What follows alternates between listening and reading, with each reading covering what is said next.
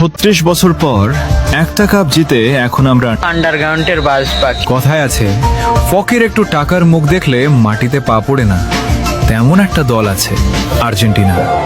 2022 বিশ্বকাপ জেতার পর এমন ভাব ধরছে মনে হয় ফুটবলের জন্মটাই বুঝি 2022 সাল থেকে হয়েছে।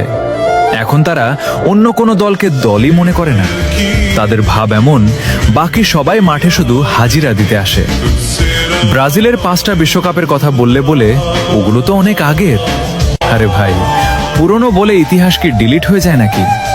তারপর আবার বলে সব বাপদাদার অর্জন। আচ্ছা ভাই, ইতিহাসের কথা তুললে পুরনো কথাই তো আসবে। আর তোমাদের ইতিহাসে তো ডিয়েগো মারাদোনার সেই হাতের গোলের গল্প আছে।